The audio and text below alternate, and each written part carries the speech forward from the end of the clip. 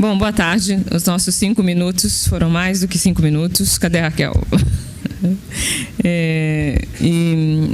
Agora nós vamos fazer uma apresentação muito rápida, muito breve mesmo. Vamos tentar fazer o mais rápido possível para não atrasarmos mais. Da exposição Moçambique, Independência e Nação no acervo do AEL.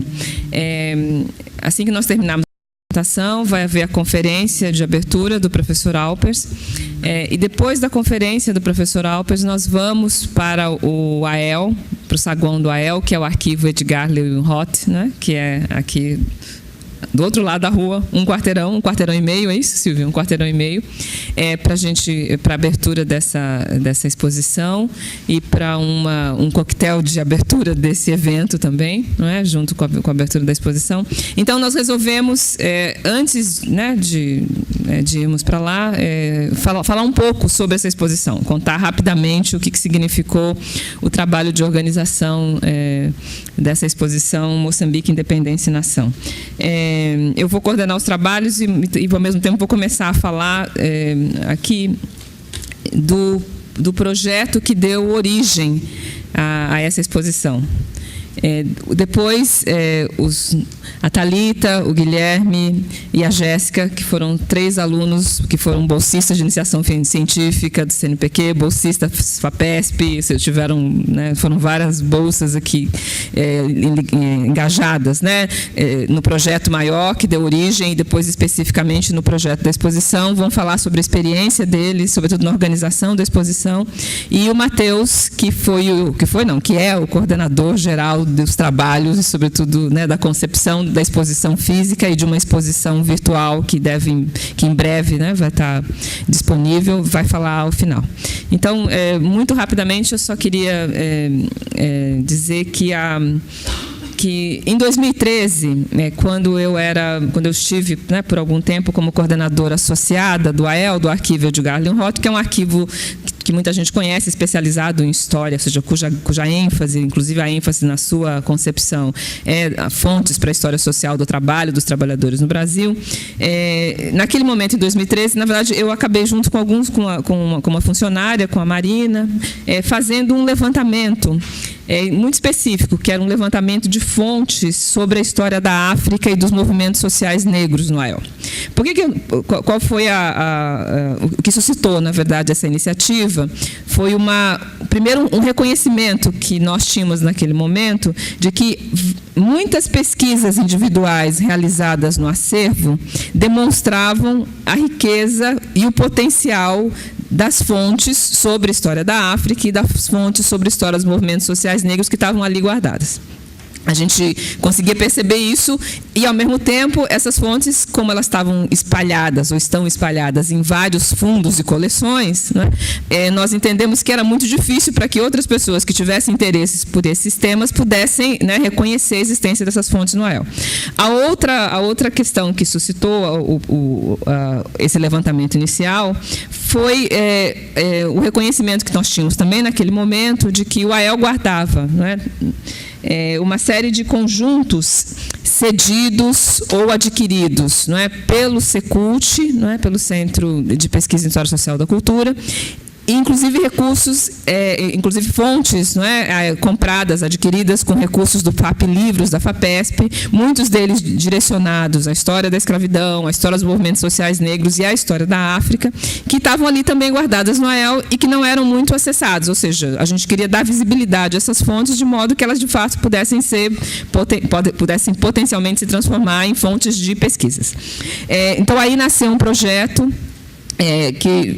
nós intitulamos de Fontes para a História da África no acervo do Arquivo Edgar Leonroth, repertório documental 1711-1972. Então, a cronologia mostra, então, a variedade e a pluralidade de fontes que nós encontramos. Não vou falar sobre os diversos conjuntos, mas só mencionar que a nossa intenção primeira era produzir um instrumento de pesquisa que pudesse dar visibilidade, ou seja, que pudesse, na verdade, fazer com que essas fontes fossem visíveis aos futuros potenciais pesquisadores interessados em várias temáticas, né, envolvendo a África, em movimentos sociais negros, história da escravidão, abolição, etc.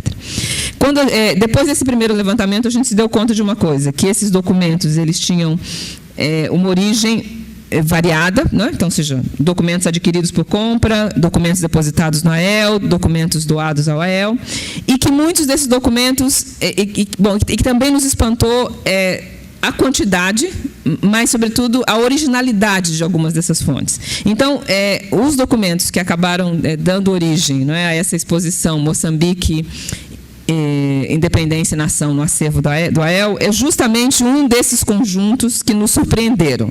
Não é? Ou seja, conjuntos documentais que estavam numa coleção, parte significativa deles, né, está numa coleção que para a gente era inimaginável que pudesse ter documentos preciosos sobre a África, a coleção Luiz Carlos Prestes, acervo pessoal do Prestes, né, no AEL, e a gente descobriu, por exemplo, que o Prestes, quando secretário-geral do Partido Comunista, acompanhou muito de perto os movimentos de independência na África. Então, não é só essa coleção, mas ao final o Matheus deve falar, né, mais especificamente, né, dos fundos e coleções, outro fundo e coleção importante, né, para a constituição, né, dessa exposição, Moçambique, Independência e Nação, mas inicialmente era isso que eu queria dizer. Então, no final das contas, essa exposição ela é um dos resultados desse projeto, né, de levantamento de fontes. Tem um segundo resultado, que deve ser uma exposição virtual, então a gente vai ver hoje uma exposição física, a gente tem uma exposição virtual que está quase, falta muito pouco, né, para que ela seja colocada no ar. E também esse repertório que, na verdade, acabou se tornando muito mais um grande levantamento de fontes do que o repertório inicial que a gente imaginava, mas que em breve também vai estar disponível na página do AEL e vai estar disponível na página do Secult, não é? Cumprindo aí o nosso objetivo inicial, que é dar visibilidade a esse conjunto de fontes. Eu passo primeiro para a Jéssica? Não, primeiro para o Guilherme.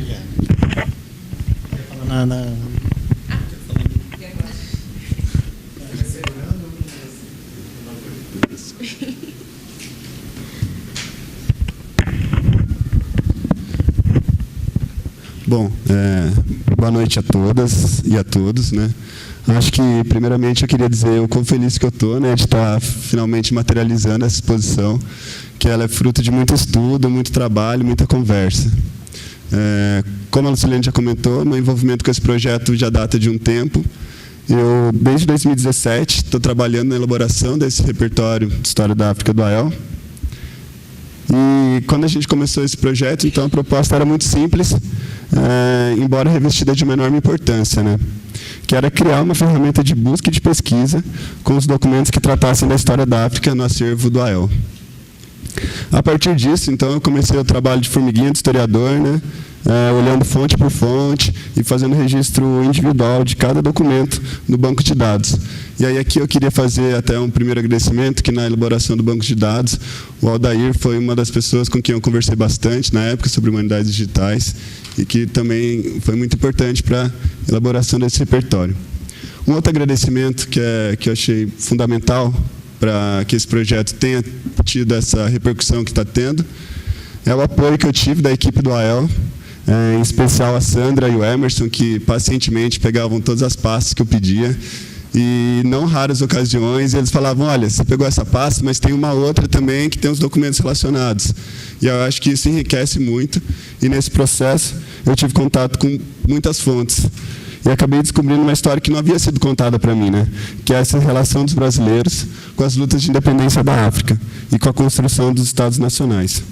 Nessas, fui conhecendo mais sobre a história de Guiné-Bissau, Moçambique e Angola, mas também do envolvimento de agentes brasileiros, como o PCB e o Teatro Oficina, com os partidos, o MPLA, a Frelimo e a PAIGC. Me lembro que o documento que mais me chamou a atenção foi o pôster contra o apartheid da Frelimo, que está na exposição e depois vocês vão poder ver, e também um outro, de apoio à luta em El Salvador, ambos feitos pela Frelimo. Porque, de certa forma, esses documentos, acho que eles representam esse trânsito entre os países, tanto interno do continente africano, quanto com as Américas. E, por isso, representava a própria essência do que era esse repertório de história da África no AEL, de um arquivo brasileiro, também preocupado em manter uma documentação que contasse outras histórias para além do movimento operário brasileiro. Hoje, eu acredito que esse projeto ele assumiu uma outra dimensão de importância, particularmente para mim. E, para isso, eu vou pegar emprestado a fala do Mbembe, na crítica da Razão Negra, que ele vai falar sobre a escrita da história, que é a seguinte: acreditamos que a instauração de um arquivo é indispensável para restituir os negros à sua história, mas é uma tarefa extraordinariamente complicada. Com efeito, nem tudo que os negros viveram como história necessariamente deixou vestígios, e nos lugares onde foram produzidos, nem todos esses vestígios foram preservados. A escrita dessa história se esforça, aliás, por fazer surgir uma comunidade que precisa ser forjada a partir de restos dispersos por todos os cantos do mundo. No Ocidente, a realidade é de um grupo composto por escravos e homens de cor livres que vivem, na maior parte dos casos, nas zonas cinzentas de uma cidadania nominal, num seio de um Estado que, apesar de celebrar a liberdade e a democracia, nem por isso deixa de se preservar em seus fundamentos como um Estado escravagista. Ao longo deste período, a escrita da história assumiu uma dimensão performativa.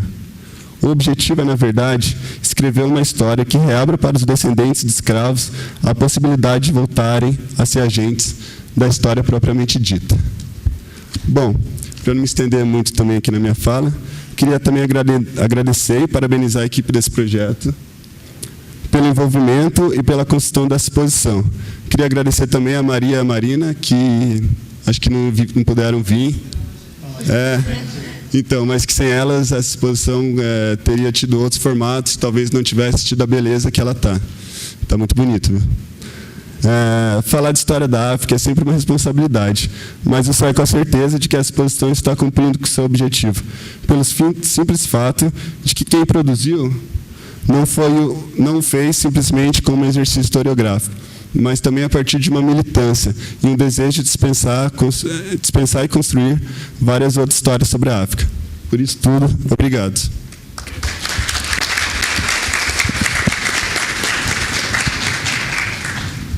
Boa tarde a todos e a todas. Eu sou a Thalita, do 3º ano de graduação em História. Eu estou no projeto desde outubro. E gostaria de agradecer a todo mundo que o Guilherme agradeceu também. Eu vou fazer um comentário um pouco mais geral sobre a importância dessa exposição no momento que a gente está vivendo hoje em dia. E peço licença para ler a minha apresentação também. Acredito que já seja do nosso conhecimento que não há história sem parcialidade. A todo momento em nossas pesquisas, precisamos fazer escolhas, sejam elas temáticas ou metodológicas. No âmbito da exposição do trabalho investigativo, não é diferente. Precisamos escolher como contar aquilo que observamos. E o resultado da observação depende e varia exclusivamente de quem é o observador. Há um tempo, o debate sobre a musealização do passado colonial veio à tona. Em 2017, o anúncio da criação de um novo museu em Lisboa, chamado o Museu da Descoberta, despertou críticas no mundo inteiro. Afinal, a palavra descoberta possui uma parcialidade e adota um lado eurocêntrico e colonialista. Contudo, já existem museus que carregam esse eurocentrismo em seu discurso. O Museu dos Descobrimentos, em Belmonte, Portugal, segundo seu próprio site, tem o intuito de, abre aspas, estudar e divulgar o feito de Pedro Álvares Cabral e explorar a história da maior nação de expressão portuguesa, que ao longo de 5 séculos construiu-se através de uma extraordinária convivência de culturas. Muita cara de pau, né? Enfim. O viés interativo do museu permite ao visitante, por exemplo, mostrar um espelho ao indígena projetado num telão e vê-lo agitando-se com um grande entusiasmo, simulando os primeiros contatos entre os povos e os portugueses. Esses povos e os portugueses, desculpe. Como é de se esperar, a exposição retrata os povos indígenas de maneira extremamente estereotipada e a presença negra nem ao menos é mencionada, muito menos a escravização de ambos. Em tempos de um revisionismo histórico profundo, não apenas nossas pesquisas são comprometidas, a exposição de outras visões de mundo que não é hegemônica são direta ou indiretamente violadas. É nesse momento em que os museus e as exposições deixam de ser um simples veículo discursivo e passam a ser espaços de confronto. Muito além disso, museus e exposições têm o poder de construir memórias e consolidar identidades através do uso da história. Dessa forma, os museus que vangloriam o passado colonial, apagando o protagonismo de negros, indígenas e mulheres, corroboram para a exclusão desses grupos da história nacional e da sociedade presente. Creio que já foi possível provar que toda exposição tem um discurso e a nossa não será diferente. Contudo, escolhemos o lado do contradiscurso, em confronto com ideias hegemônicas e eurocêntricas acerca dos movimentos de libertação, da construção do Estado e da nação. Visamos a reconstrução da memória consolidada acerca desses temas e também das noções sobre a África que prevalecem no senso comum, algo de extrema importância em tempos como este. Vale ressaltar que um museu, em teoria, atinge uma gama de público muito mais diversificada que qualquer outro veículo expositivo. Em teoria, não se restringe à escola ou à academia, atinge também os turistas, os curiosos e, dependendo de diversos fatores socioeconômicos, indivíduos de diversas classes sociais. Nós, organizadores e organizadoras dessa exposição, temos a vantagem de servirmos a mais do que uma só esfera. Objetivamos, como fora dito, promover a pesquisa a partir da utilização dos documentos do AEL, incentivar a sua utilização para os debates em sala de aula através da plataforma online e ainda saciar os curiosos sobre o tema sob um viés informativo. Mais do que introduzir um debate a todos esses grupos, compreendemos que nossa função também corrobora para a construção de uma memória acerca de África. E, por isso, tomamos um lado desse confronto, o da resistência. Por isso, num momento tão importante como esse, com forças conservadoras vindas de todos os lados, apelamos, exponham suas pesquisas, dentro e fora da academia, pois haverá alguém do outro lado que dirá meia dúzia de palavras tortas para convencer milhares de que sua perspectiva é a correta.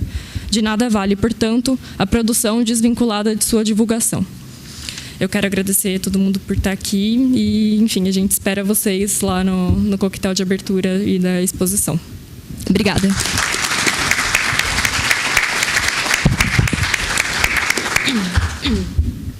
Boa noite a todos. É sempre um prazer falar em casa. Conheço muitos aqui como professores, colegas. Antes de começar a falar, gostaria de começar com uma nota de pesar pelo professor Miller, pelas crianças de Suzano que morreram hoje, um ato de violência horroroso, e por algumas crianças, por 100 crianças mortas também na Nigéria, devido ao desabamento de uma escola. Começo assim porque eu vou falar sobre educação. Então, não é um dia de luto para a educação, então não poderia começar de outra maneira. Peço licença para ler, porque eu falo muito. Se eu não ler, a gente vai ficar aqui 3 horas da noite. E, enfim, vamos lá. Em momentos políticos caóticos, é obrigação moral dos acadêmicos se posicionarem. A tomada de posição pode vir de diferentes formas. Pesquisar temas incômodos ou status quo, racista, misógino e LGBTfóbico, escrever ou falar abertamente contra posturas que ferem os direitos humanos ou ensinar. E é sobre a importância do caráter didático dessa exposição que quero falar hoje.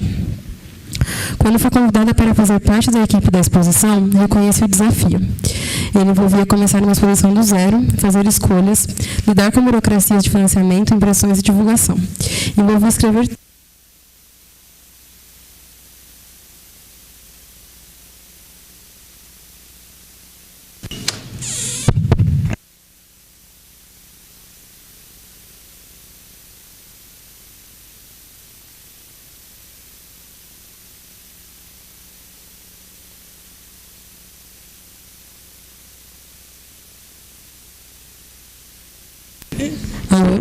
ok.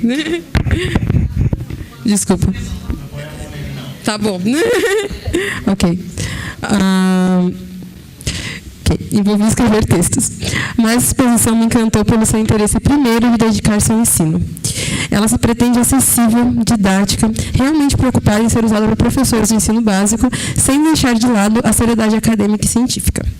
A escrita de planos de aula, que serão disponíveis com a versão virtual da exposição, lançada em breve, foi um trabalho de equipe, que exigiu dedicação e pesquisa. Era preciso fazer planos de aula acessíveis a professores cuja formação não foi afetada pela Lei 10.639 de 2003, mencionada pela Lucilene mais cedo, que institui a obrigatoriedade do ensino de História da África e Afro-Brasileira em todos os níveis de ensino. Era preciso ainda garantir que esses planos de aula encaixassem no currículo rigoroso e fechado do sistema de ensino tão preocupado com o vestibular. Era preciso que fosse possível em diferentes escolas do país, desde aquelas que contam com um tablet por aluno em sala de aula e usos digitais, até aquelas que quase não têm GIS. Era preciso ainda que esses planos de aula dessem liberdade ao professor.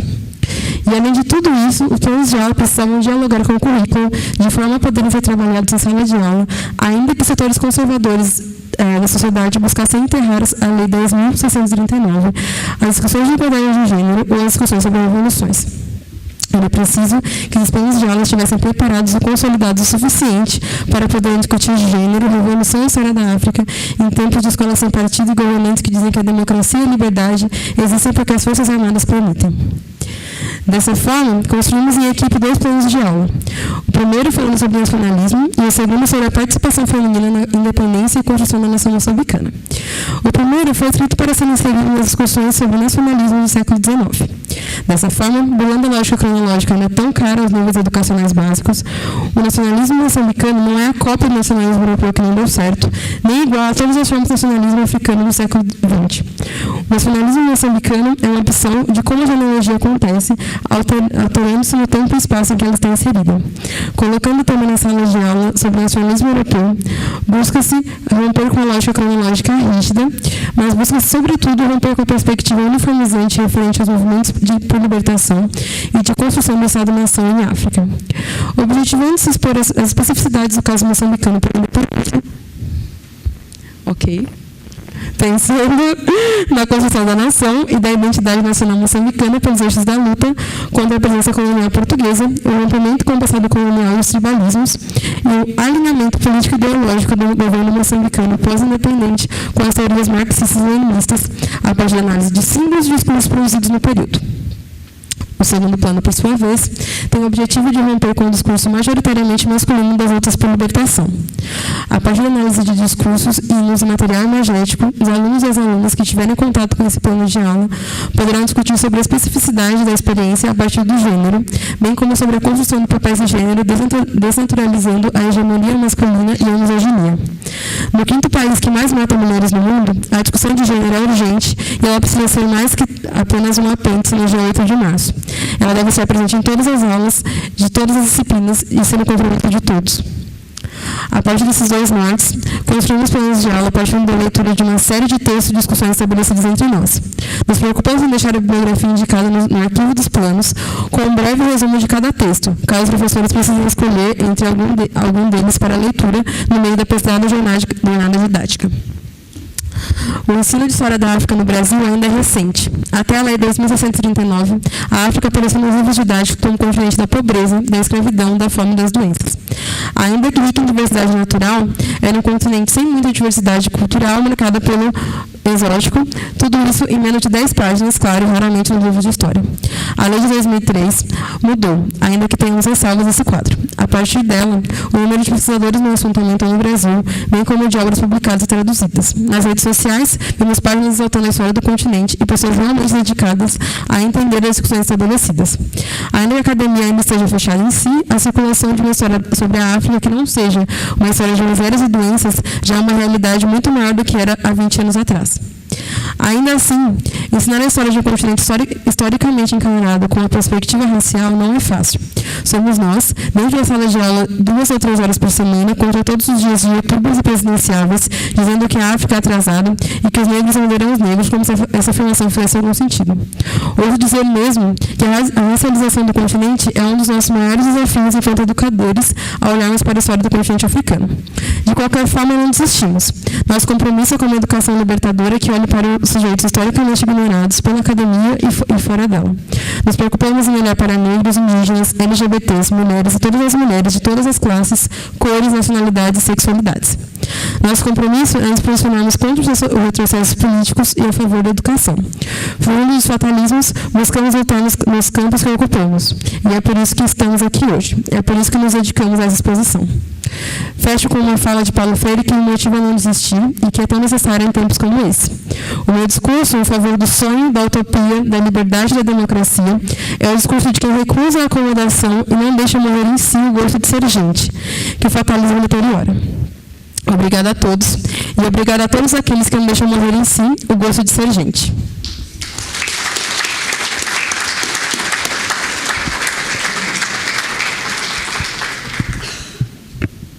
Bom, gente, falando da hora e das falas também, eu acho que vocês já falaram tudo o que era a exposição. Então, eu só vou fazer o papel mesmo de curador e organizador, assim, um pouco.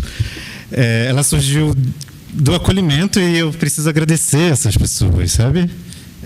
Então, agradecer o Secult, a Flávia, o pessoal do AEL, a oficina, a Olimpíada de História que cedeu para a gente os biombos, os expositores do IEL, a FAPESP, a FAEPEX, a Lucilene, a gráfica do IFISH, a informática do IFISH, Secretaria de Eventos, a mãe da Thalita que buscou as imagens que foram impressas em São Paulo. E aí, talvez só para encerrar com algo para cima, e está vinculado com a minha pesquisa, e que é uma tentativa de fazer uma pesquisa acadêmica, mas que vai para além dos muros da academia, convidar vocês a escutar música africana. Tem a playlist, a gente tentou fazer vários produtos dessa exposição. E uma delas... vocês depois vão ter acesso aos folders da exposição. E essa playlist, na verdade, foi um trabalho de curadoria meu, do Matheus Berger, da Amanda Palomo e do Alexandre Reis. História da África no AEL, no Spotify. E é para tentar fazer com que essa produção acadêmica vá para mais pessoas. Bom, obrigado, gente.